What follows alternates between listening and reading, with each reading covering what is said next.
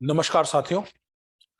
जैसा कि हम जानते हैं कि 6 फरवरी 2023 को तुर्की में एक बहुत ही विनाशकारी भूकंप आया। 7.8 रिक्टर स्केल की तीव्रता का। ये 2010 के हैती के भूकंप के बाद सबसे ज्यादा विनाशकारी भूकंप। अब तक 22,000 लोगों की मरने की पुष्टि हो गई। तुर्की के गाजियान्टेप शहर, सीरिया के कुछ एलेप्पो से लगे हुए शहर, तुर्की से लगे हुए शहर में बहुत ही जान माल का भारी नुकसान हुआ।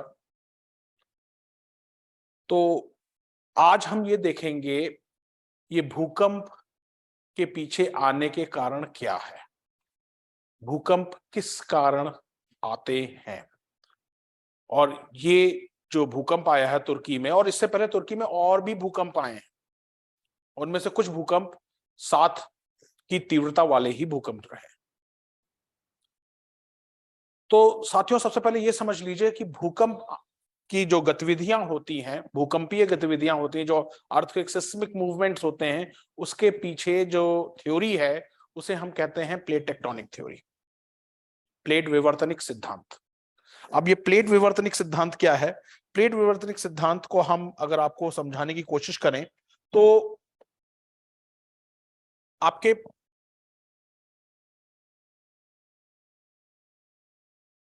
जो हम जिस भूमि पे खड़े हैं या जो पृथ्वी है वो कई प्लेट्स में बनी हुई है। ओके, मतलब इस इनमें कई प्लेट्स हैं। जैसे ये अगर आप डायग्राम देखेंगे, इसमें पृथ्वी कई प्लेट्स में विभाजित है। ये हमारी भारतीय प्लेट है। ओके, ये हमारी भारतीय प्लेट है और ये भारतीय प्लेट आपके इधर जा रही है यूरेशियन प्लेट में। यूरेशियन प्लेट ये रही, यूरेशियन प्लेट ये रही, ये यूरेशियन प्लेट है, भारतीय प्लेट। तो इसलिए यहां भी हमारे अगर आपको याद हो, नेपाल में भूकंप आया था 2015 में, तो बहुत भयंकर भयानक वो भी भूकंप था। तो ये प्लेट का जो सिद्धांत है, प्लेट विवर्तनिक का सिद्धांत है, जो प्लेट मूव करती है। अब सबसे बड़ा प्रश्न आप लोगों के सामने होता है, ये प्लेट कैसे मूव करती है, इतना बड़ा इलाका किस तरीके से ये चल सकता है, इधर जा सकता है। तो इसके लिए मैं आपको एक छोटा सा चीज बताता हूं, ओके, जिससे आपको ये चीज क्लियर हो जाए कि ये प्लेट किस तरीके से मूव करती है। असल में हम सब जानते हैं क्लास कि पृथ्वी छल्लों की बनी हुई है, कई छल्ले हैं, कई कंसेंट्रिक आपके सर्कल्स हैं जिसके पृथ्वी बनी हुई है। हम जिस पे खड़े हैं, जिस पे आप बैठे हैं, घर पे बना है, ये आपके लिथोस्फीयर का पार्ट है। इसके नीचे आपके जैसे क्रस्ट है, क्रस्ट के नीचे आपके मेंटल आ जाता है। तो क्रस्ट और मेंटल के बीच में एक छोटी सी एक पतली सी प्लास्टिक लेयर होती है जिसे हम एस्थेनोस्फेयर कहते हैं या दुर्बल मंडल कहते हैं। और इस एस्थेनोस्फेयर और दुर्बल मंडल के ऊपर प्लेट तैर रही होती है। और ये जो प्लेट जो तैर रही होती हैं, ये जो आपस में जब टकराती हैं या एक दूसरे से नीचे की ओर जाती है, जो भारी प्लेट होती है वो नीचे चली जाती है, हल्की प्लेट ऊपर रहती है, तो उससे भूकंपीय गतिविधि या ज्वालामुखी गतिविधियां होती है। थोड़ा सा समझते हैं इस चीज को देखने में कि हम अगर आपको दिखाएं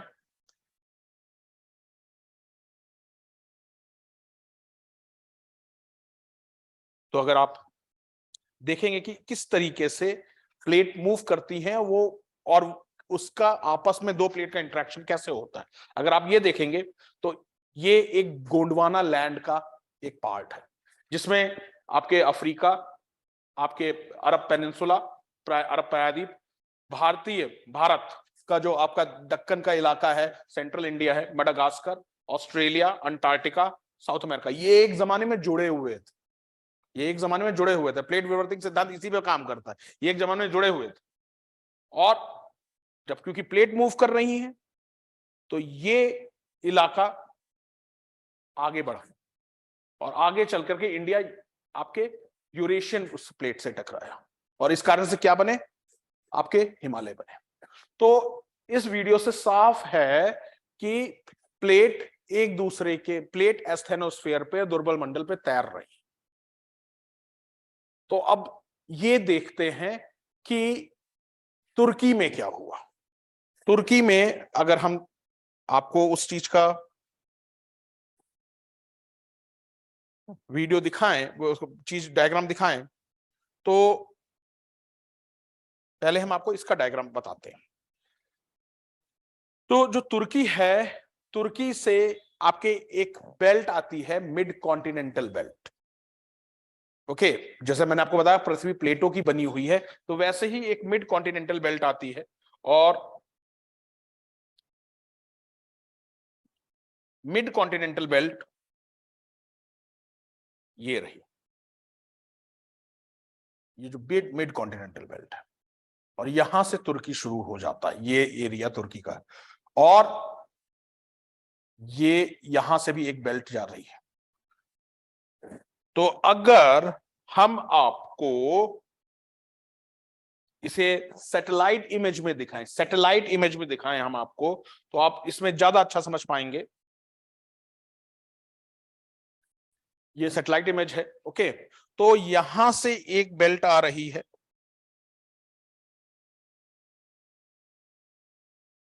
यहां से एक बेल्ट आ रही है,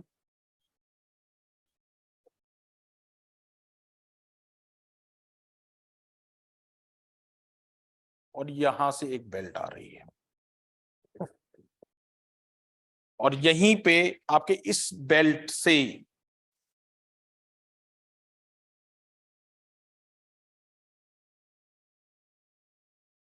ये बेल्ट इस तरीके से जा रही है, ये फॉल्ट इस तरीके से है, और ये बेल्ट इस तरीके से जा रही है।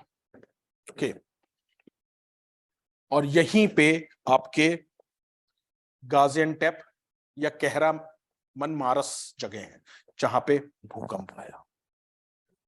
अब यहां पे हो क्या रहा है समझिए, यहां पे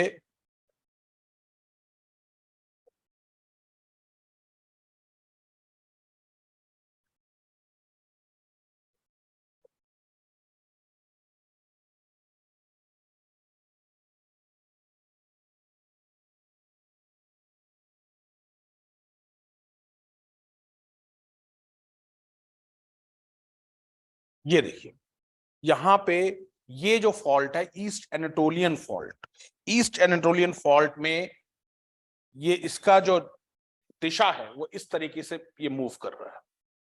और यहां पे नॉर्थ एनाटोलियन फॉल्ट है। तो मतलब ये जो इलाका है ये अपने आप में, ये जो ये जो इलाका है ये अपने आप में ही बहुत ही गतिशील है। अब यहां पे हो क्या रहा है, यहां पे ये चीज हो रही है,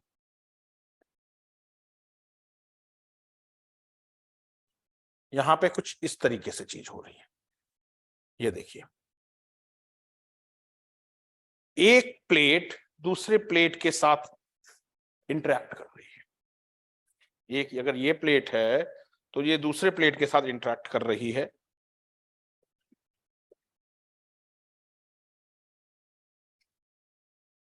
ये इधर जा रही है और ये प्लेट इधर है।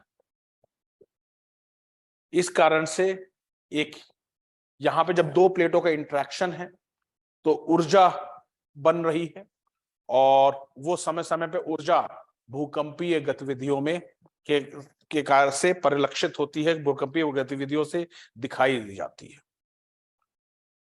तो तुर्की के भूकंप के पीछे जो मेन कारण है, जो मेन चीज है, वो आपके फॉल्ट लाइन है।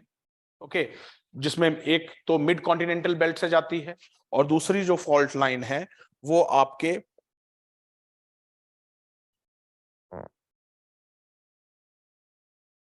वो ये फॉल्ट लाइन है, ये फॉल्ट लाइन है, ये जो इधर जा रही है, ये एरिया आपके, ये इसी कारण से तुर्की में ज्यादा भूकंप आ रहे हैं। और यहीं पे सेंटर पे, इसी आपके इधर ही सेंटर पे आपका गाजियान्टेप शहर लोकेटेड है। कहरामान मानस और गाजियान्टेप शहर। इस कारण से भूकंप आता है। जब ये प्लेट इस प्लेट की ओर मूव कर रही है तो यहाँ पे ऊर्जा स्टोर्ड हो रही है, ऊर्जा आपका संचय हो रहा है और वो ऊर्जा आपके भूकंप के रूप में निकल रही है। तो प्लेट विवर्तनिक सिद्धांत से हम भूकंपीय गतिविधियों को देख सकते हैं। और भारत में भी इसी कारण से जो नेपाल में अर्थक्वेक आया या अभी इससे पहले कई अर्थक्वेक हल्के से नेपाल में महसूस किए गए, कुछ महीने पहले भी नेपाल के हमारे कुमाऊं के पास जो नेपाल का इलाका है वहां भूकंप आया। तो कारण वही है, इन भारतीय प्लेट इस ओर जा रही है और यूरेशियन जो प्लेट है वो ऐसे है। भारतीय प्लेट यूरेशियन प्लेट के नीचे धंस रही है। तो उम्मीद करता हूं आपको ये भूकंप किस कारण से आते हैं, प्लेट विवर्तनिक सिद्धांत को समझने में थोड़े से मदद मिली होगी।